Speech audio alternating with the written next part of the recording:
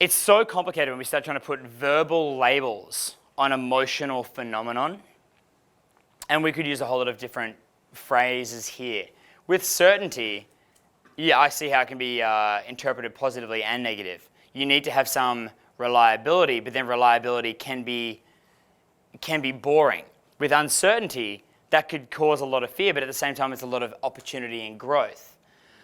So, if you broke all these, there's 6 main pillars here that Anthony Robbins speaks about. If you then, divided that into like 12 things, or positives and negatives, like 12 positives and negatives, as different facets of your personality, or it actually would be 10 if these things are only positives, as you guys say they are, Certainty, fuck, you know what I'm doing here.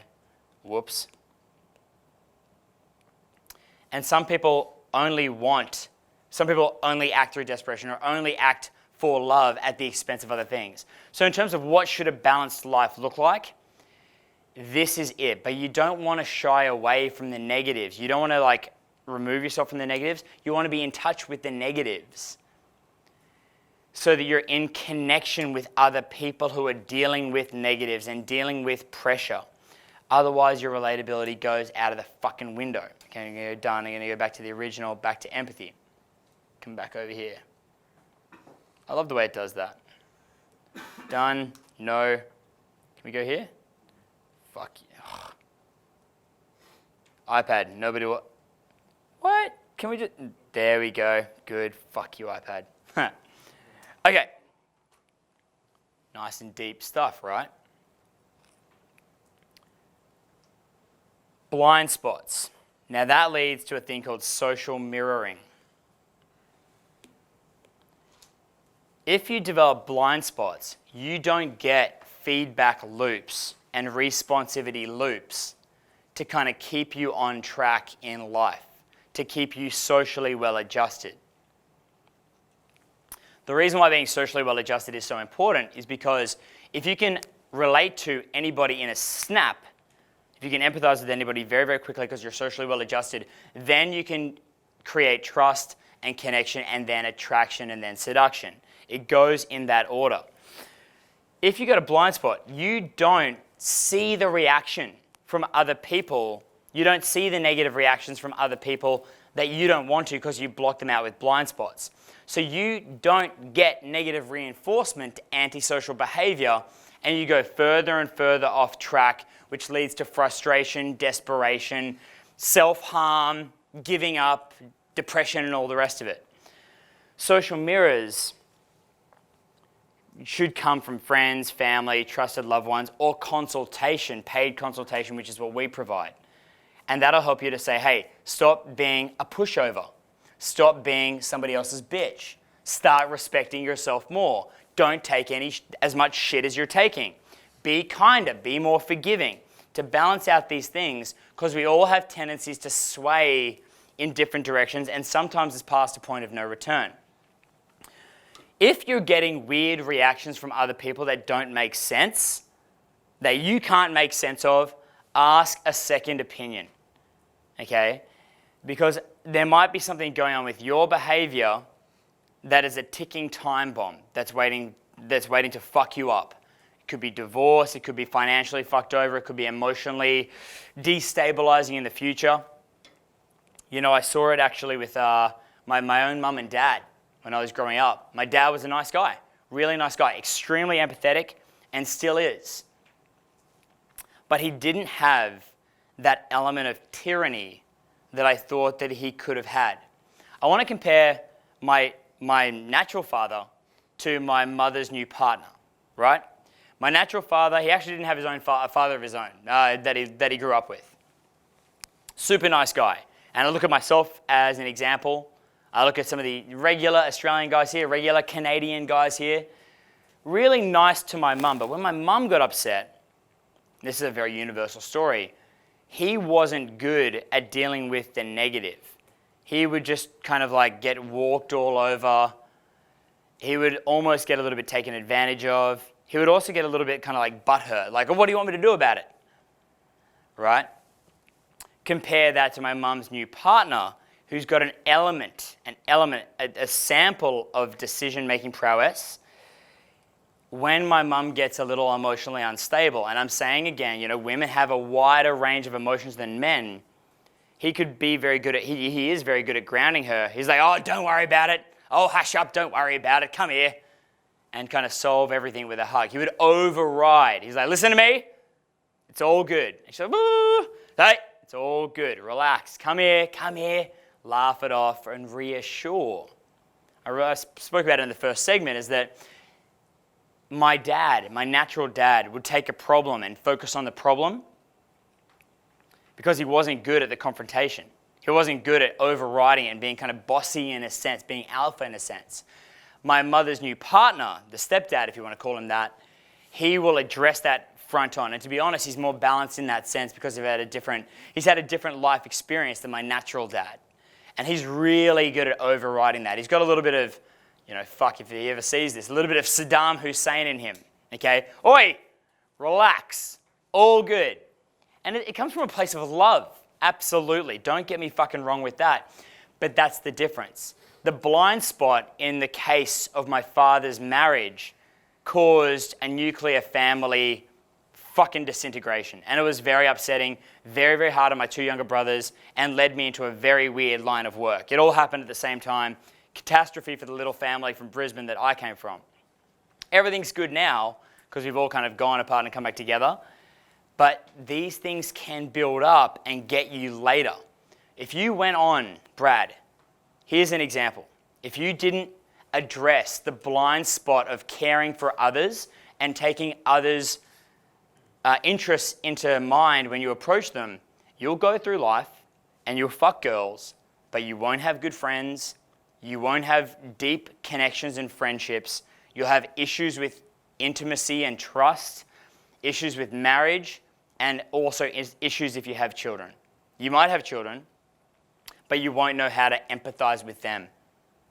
And you'll alienate yourself more and more, and you'll live in society, in your own property, you'll make your money, you can be a mathematician, whatever you want to be, but you won't be happy. And then when you give up on being happy, you block that out as well, blind spot the fuck out of that, and you probably become bitter and jaded if you're out of balance.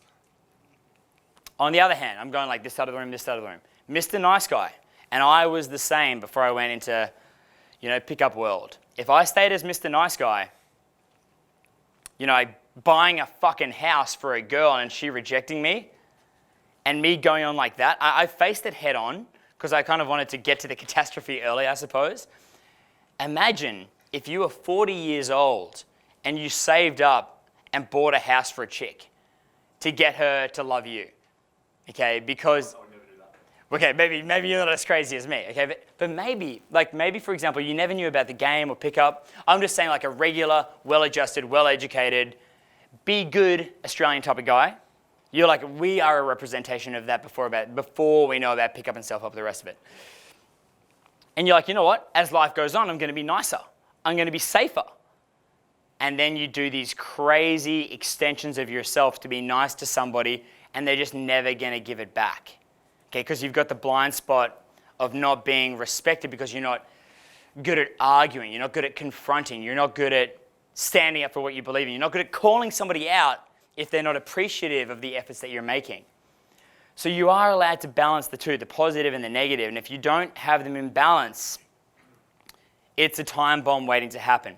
With social mirroring, they should automatically strike a really nice fucking balance. If you're too nice, you'll get fucked over and you'll hurt it and you should readjust. If you're too much of a dick, if you're not good at interacting with others, people will be rude to you and alienate you and you'll be humbled and you'll be like, shit, maybe I should listen before I act. So society and social mirroring and having social feedback should give you a good awareness of that. Then on the other level is be aware of having too much awareness and not enough element of tyranny. A great way to think about this, and this is how I think about it in my head. This is a bit tricky, but remember how we had this circular diagram here a second ago? 2 elements of certainty, 2 elements of significance, positive, negative, 2 elements of love and connection. positive and negative. Uncertainty, positive and negative. Contributions, only positive. Growth, only positive. Imagine every human being has those 10 aspects. There's no way to quantify the 360 degrees emotional range that every human being has. But imagine everyone does have a 360 degree balanced emotional range. Next one. Everyone is a little circle with those 10 elements, feeding back and interacting at all times. All right, I wish I could do something a little bit more scientific here. These are all the people in society, and you interact with a lot of other people. There's all of this insane back and forth that should kind of keep everyone socially adjusted and in check, and a nice combination between those positives and negatives. And by negative, I mean a little bit competitive, not being walked all over, getting what you deserve. Positive being appreciative, nice, forgiving, caring, faithful, all that stuff. If all of a sudden you stop taking feedback, imagine like we're this guy here, you stop taking feedback and you only project yourself outwards in the way you want to be seen, but you ignore and create blind spots and don't delve in and don't kind of acknowledge the way that people are giving you feedback, what's going to happen, as I do bad kind of artistic shit here, is you're going to be this like bad, big, negative force that's only going to push people away. Okay, you're going to start pushing people away with antisocial, belligerent, intense behavior. Okay? That's one way of doing it. This is like the kind of the image of it, the tyrannical, lacking empathy type of guy. All right? So these big, I even do like a different, oh God, look at this like black hole fucking force of nature idiot. Okay, God, iPad, so good. Maybe it's just an excuse to play with the fucking iPad. So it's like, look at me, do what I say, go with my will. That's tyrannical. At the same time, if we look at this little character over here, this character can shrink if they only listen but don't give back, if it goes in a different direction. So he can kind of shrink. Oops.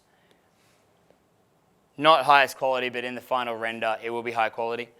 If he only listens, you become what's called a pushover or a nice guy. So you don't want to be a pushover. It's got to be a back and forth, a combination of acknowledgement and expression. And then we should all actually fit together. Now, look at that as a map, right? And put that one back into normality. Again, go back to the capitalist map of the United States, the concept of the United States, where everyone has their own little piece of land. They are their own king. They can make their own decisions. But we all got to live in society where we interact with one another. And then, honestly, everybody should be happy. In theory, everybody can be happy if you do it that way. If there's a good back and forth, using social mirrors, social accountability. You don't want to be like this crazy asshole living on your own out in the fucking Belangio forest. Where did the Ivan Milat live? What is it? Belangolo forest, living on your own, living in your own ideas without any social mirrors. Just so you know, Ivan Milat is a backpacker murderer who didn't have social mirrors and social feedback to keep him anywhere in touch with reality. Completely unrelatable. Massive fucking catastrophe when the guy loses his fucking mind and kills 12 people. Catastrophe. So, I'm talking a lot about empathy here. Having an awareness, but also exerting your will. Bring it back to good old Robert Downey Jr. It's just such a nice way to summarize what I'm talking about here is always be smiling, listening, and acknowledging, then do whatever the fuck you were going to fucking do anyway. Because what you want to do, I guarantee, is probably positively intentioned. I want to reconcile. If what you want to do is have sex with girls who don't want to have sex with you, you can't do that. Okay, you can't. That's slavery. You're allowed to play for that. You're allowed to express that. You're allowed to want that, but you can't control human beings. You can do whatever you want to do anyway. You can waste your life savings on a Ferrari. You can waste your life savings on fucking riding jet skis in the Bahamas and prostitutes over there. You're allowed to do that. No one's going to hate you for doing that. They might think you're crazy, but you're allowed to do whatever the fuck you want to do as long as you don't compromise anybody else's human rights. Don't be a pushover. is what I'm saying as well. Okay, so social mirror, that's the same as a responsivity loop. Social mirrors, when I'm in an interaction with a girl, I have a responsivity loop. I'm not reactive. I'm aware of how she feels, and I'm responding to it in the moment as we go.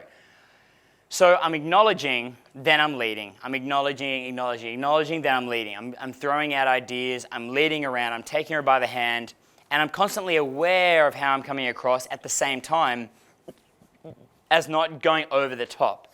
So, excuse me, the drills that I'll make my students do to learn empathy are two massive things. Brad, the crosshair's back on you.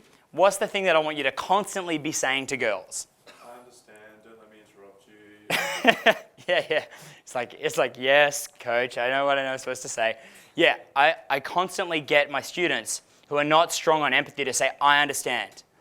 Not because it's that important that you understand. Remember, smile, listen, smile, wave, and do whatever the fuck you want to do anyway. But it's important that you are learning what it is to understand.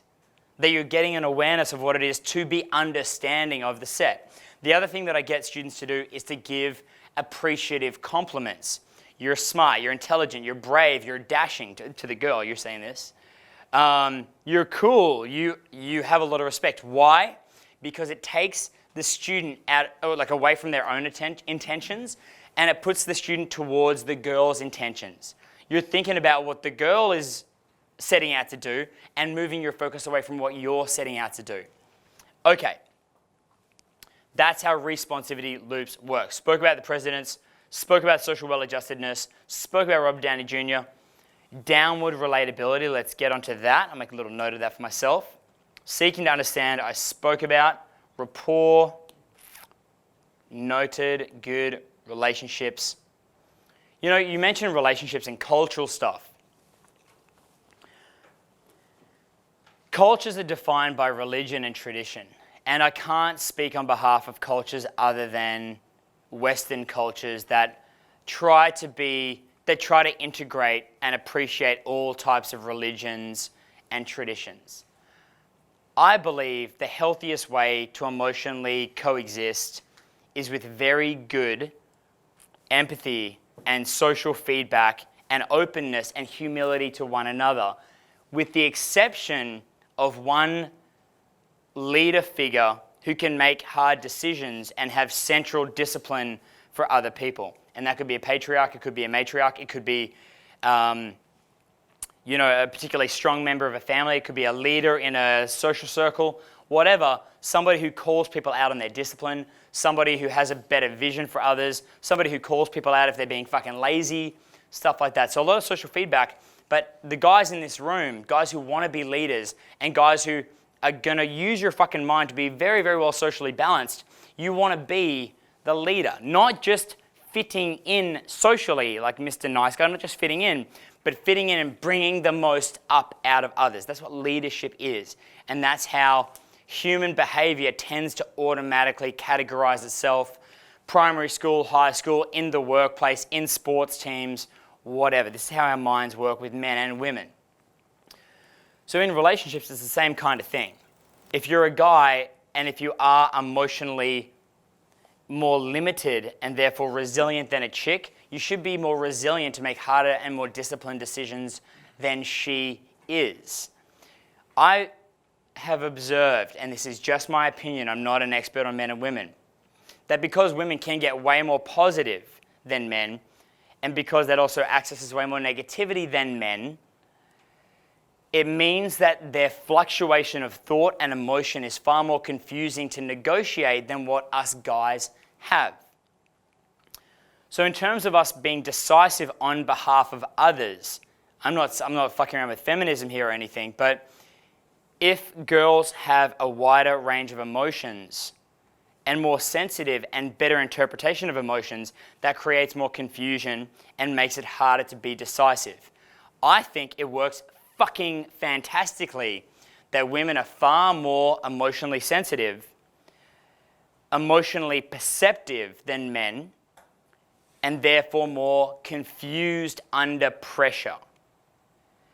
Then, if a guy is more simple under pressure, less sensitive and less perceptive, more clarity, okay? Which means that a dumber decision, but a decision nonetheless, the man can make the decision, or the stronger one. It might not even be a man. It depends on the gender roles. It could be two men, two women, or two men, or a man and a woman. It could be anything, depending on the role.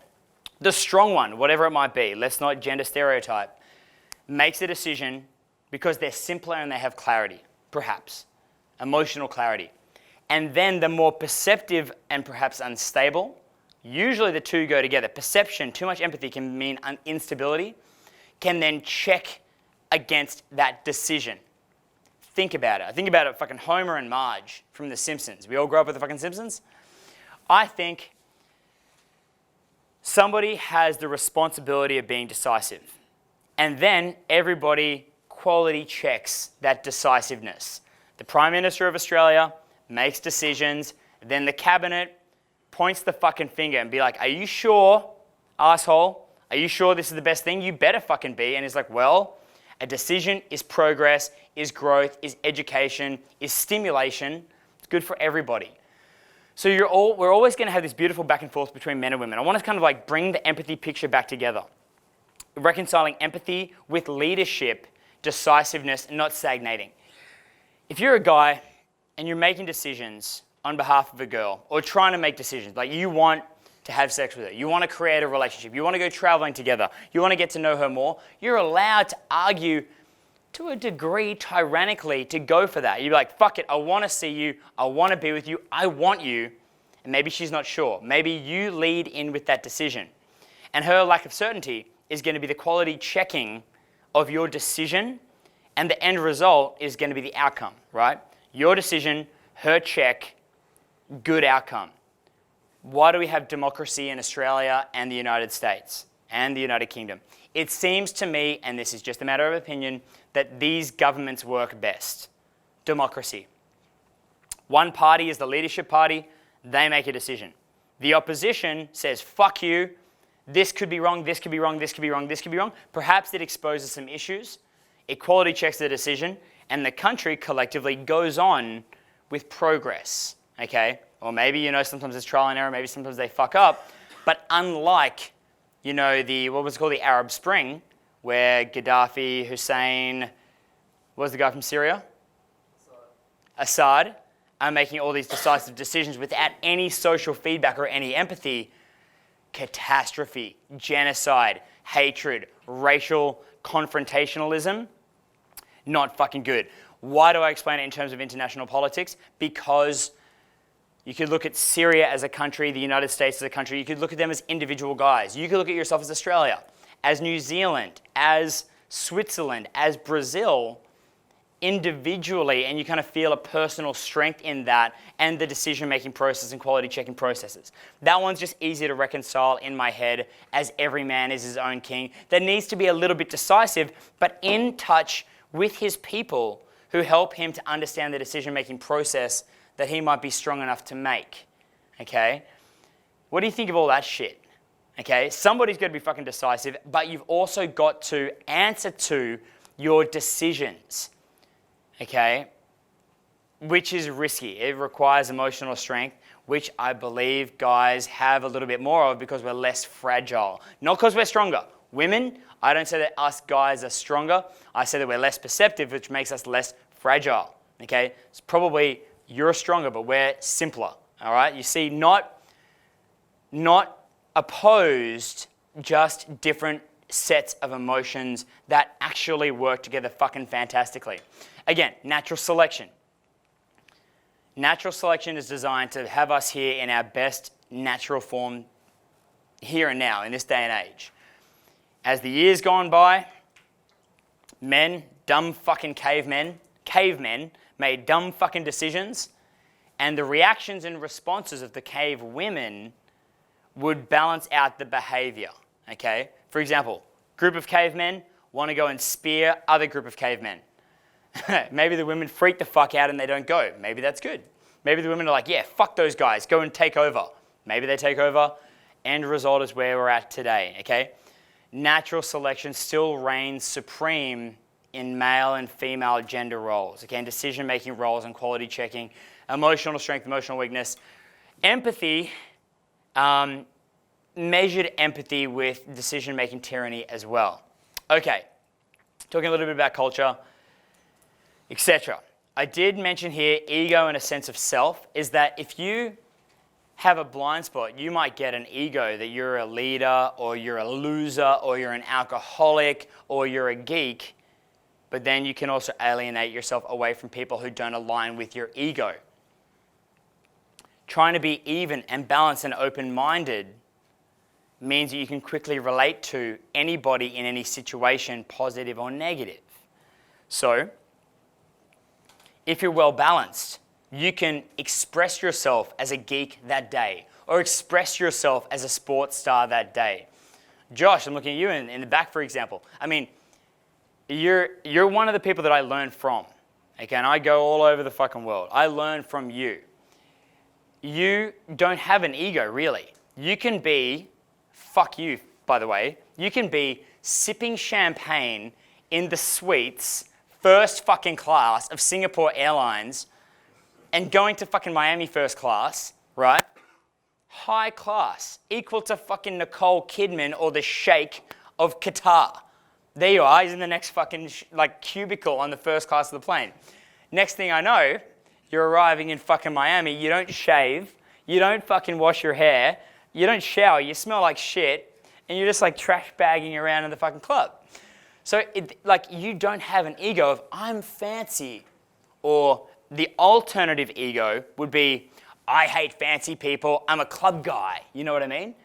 You can be both because you just express yourself in other ways. You're a geek because you know like maths and finances and stuff, but at the same time we went go-karting. And we're like getting fucking alpha, we're getting competitive. And what does that mean?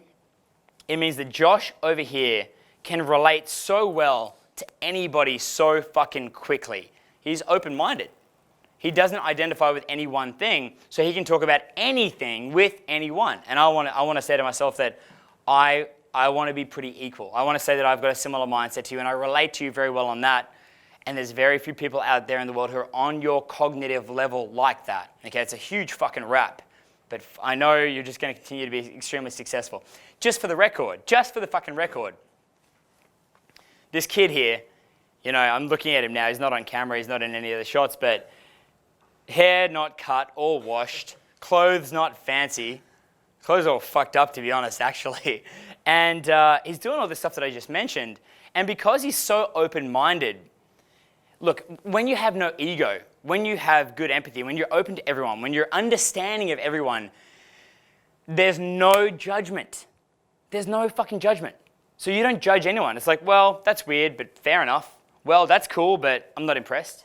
That's cool, but that's amazing. How exciting, but it doesn't define me or limit me.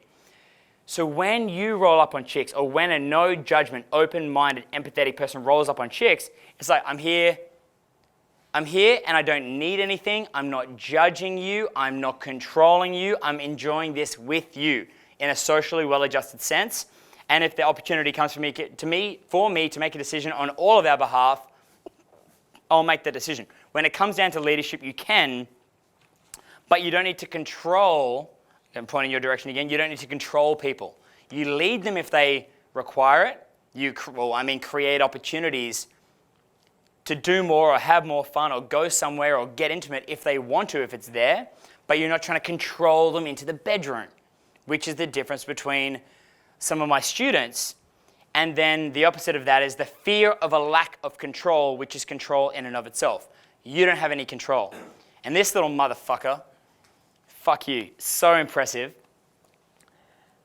You, on the orientation night of the 4-week natural in Sydney here in Sydney a couple of weeks ago, he went out just fucking around, talking to the hottest, tallest girls as well.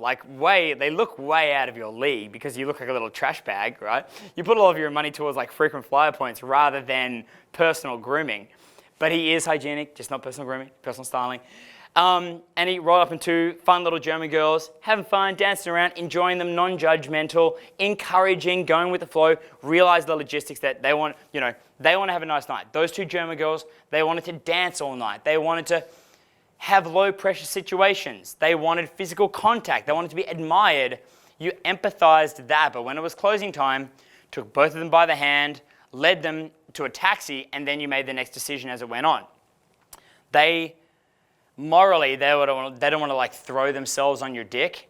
Morally, you're like, I'm cool with that idea. I'd like that to happen. And that's a fair thing to want, but not to force. Okay, we got to all understand that reconciliation. Then what happens? The fucking kid pulls a threesome with two stunning little German au pairs. And by stunning, I mean like grungy, tight bodies, high heels. I mean platform type high heels. It looked like the hot chicks from that upcoming movie, Suicide Squad. They look like hot chicks from Suicide Squad. That's how I remember them. I'm like, fuck. And the next thing you know, just because he's an easygoing, well-balanced, socially well-adjusted guy, one of them had to leave the country, and the other one is calling over other friends for him to have like several more fucking threesomes with. He's getting everything that all of us want because he's a living, breathing example of what we're talking about here. I just want to say fuck you, right? I could do it if I didn't have to coach 7 nights a fucking week. No, you know what, to be honest, I'm living my life. I'm having a great fucking time, and I'm doing the same kind of game. And in the same kind of mode, some of the examples that I've had. Day one, I did day game pool. Roll up on a Swedish girl, have a chat to her, enjoy her, don't judge her, have a drink or two. I empathized with her. I realized that this little Swedish girl, that she was open-minded. She wanted to meet a guy. She wanted to have a nice night out. She wanted to have a drink. She wanted to be a little bit adventurous. I didn't know how much adventurous. And it ended up that we slept together that night. Beautiful, blonde, Swedish, immaculate complexion, cute little thing.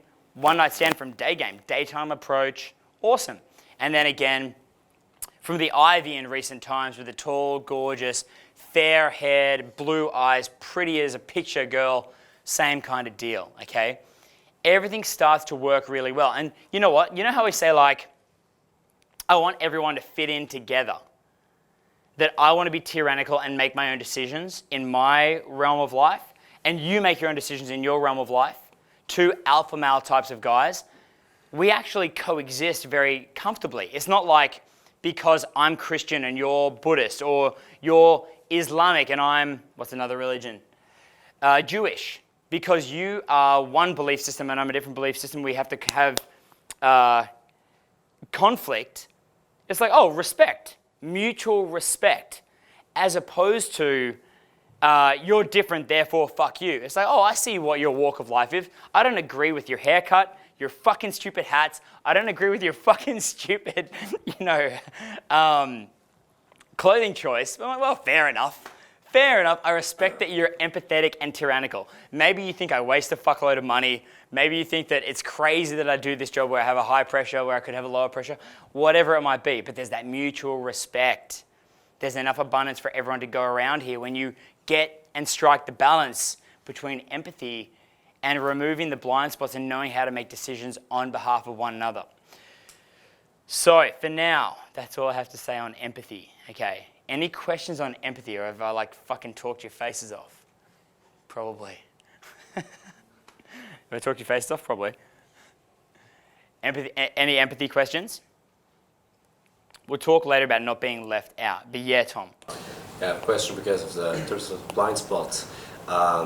Is it wrong to say like, you know what, I do 30 minutes a day, just being positive, like extremely positive, 30 minutes a day, and afterwards I'm like,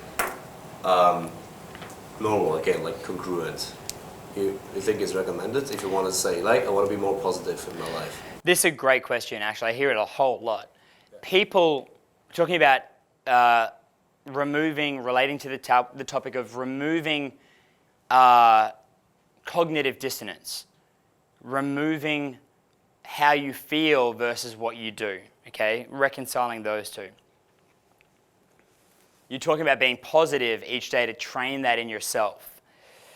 But that desire, what he's doing here is he's training 30 minutes a day of positivity. But that's because you're scared of being negative or not being positive enough. Probably, yeah. You're not doing it because you think it's good to be positive. Or maybe there's an element of that, but you're also worried that you're too negative. Yeah. Yeah. It's out of fear, not out of growth. Okay, it's out of avoidance, not out of development. You understand that? A lot of us are doing things out of avoidance, not out of development. Avoiding depression, avoiding scarcity, avoiding loneliness. Why act to avoid loneliness or negativity when you can act to develop company, positivity, right? I love the characters Gordon Ramsay, Jeremy Clarkson, Shane Warne, Sam Newman from here in Australia. Who else in America? Like Simon Cowell. These guys who are balanced in their negative emotions, they command respect, but they're also super sweet, okay? So what I say to you is go ahead and explore your positive self. If you're Swiss, which you are, and perhaps you think that's a kind of a emotionally flat society compared to Spain, Italy, Australia, America, which I would say that it slightly is, not that much, but slightly. Explore your positive self, but you know what? Explore your negative self as well. Explore your competitive self. Explore your asshole self. Explore your I'm willing to argue with girls in a fucking nightclub self. Explore your, arguing with your comrade from 4 Week Natural. Be like, I'm better than you. Get the fuck out of my way. Don't let me stop you. Self. Explore both. Otherwise, you'll be one-dimensional. And guess what? Do you think that at the beginning of this program, as a 20-year-old Swiss guy who has his own business, who's traveled here across the country, across the fucking planet to do self-development, that you're lacking in positivity? Not really. No, man. But you are scared. Fuck that. Fuck that. Go and try to do things that scare you and be like, oh, not a big deal. Could be like bungee jumping, fucking around with spiders, whatever it is that scares you. I mean, this is scaring you, like approaching girls, doing seminars, all good. But explore the negative as well. I did a negativity challenge for 30 days in Europe, got laid so much. I'm like, this club sucks, this food is bullshit, too expensive, I deserve better, I want more alcohol. And I had more smiles and better vibe and less fucking, what the fuck is that word? Cognitive dissonance, less cognitive dissonance than I've ever had, because I didn't fear my own emotions. I didn't fear being negative. My vibe was just really pure. I'm like, fuck this, fucking bullshit, hot weather, and then I'm like, oh, she's so pretty, So purity, relatability, openness. Live your emotions, this is my emotion and this is what I am right now in this moment. That's right. Yeah, it's always merging and changing. I want to imagine something, okay? Just to top off empathy, relatability, connection, human connection. If you're on a battlefield, let me think about it this way, a battlefield. Let's think about the Prophet Muhammad's army. Okay, I studied European history recently. The Prophet Muhammad's army, okay? Imagine what their war attire would look like. Swords, ceremonial war attire. These guys were based out of Persian, Arabic origins. They had a turban type of deal. I don't know what the fuck it's called. They had chainmail. They had face paint. They had face masks. Who they were underneath was well and truly behind a religious motivation, which, could be credible, could be good. I don't know. I'm not a judge of that. Colors, intentions, belief systems, costumes, belief systems, language, all these things they signify themselves by.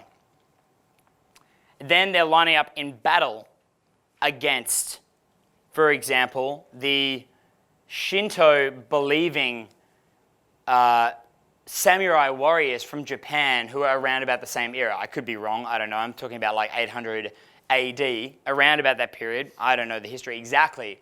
And they have samurai masks, samurai decoration, samurai beliefs. So here we've got basically the Islamic warriors versus the Shinto warriors. And all these fucking barriers, i.e. blind spots, misunderstandings of culture, language, religion, belief systems, everyday lifestyle habits, all these differences. And you're looking at each other with this massive lack of empathy, these massive blind spots. Lack of empathy is blind spots.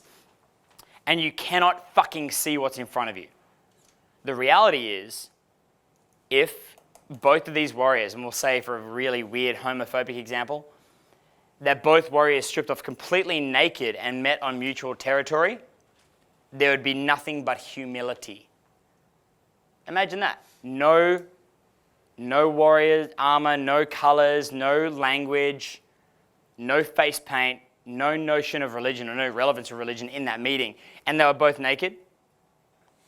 You fully understand and relate to the person in front of you.